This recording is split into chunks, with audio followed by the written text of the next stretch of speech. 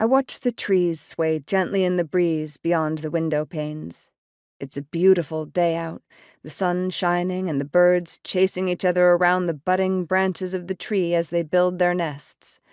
A happy sight to see, now that the seasons are finally transitioning. I've always welcomed spring as my favorite time of the year.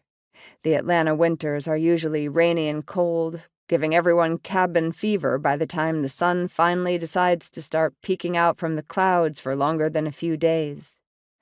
But I've never been one to complain about the seasons changing, since it could be worse, though I can't help but be a little grateful that there are finally going to be brighter days ahead. The sound of chalk hitting the board draws my attention away from the window. "Miss Larissa!" one of the children calls out to me.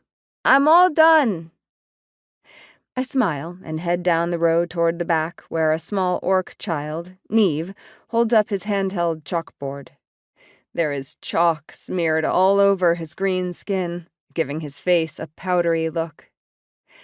As I squat down to get eye level with him, I reach over to brush some of it off his face with my sleeve. "Ugh!" He's quick to wave my hands away. "Miss Larissa!" I simply laugh. I wouldn't have to if you kept your chalk on the board.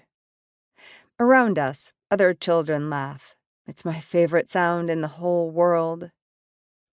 It hasn't been long since I've been living with the Iron-Hooded clan, around a month or so, actually.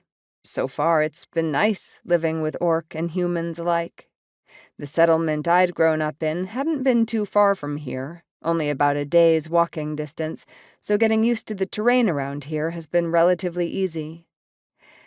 There are some days that I miss it, though I am glad that all of the humans who I'd lived with had made the journey here, leaving our old unsustainable land behind in search of a more fertile one.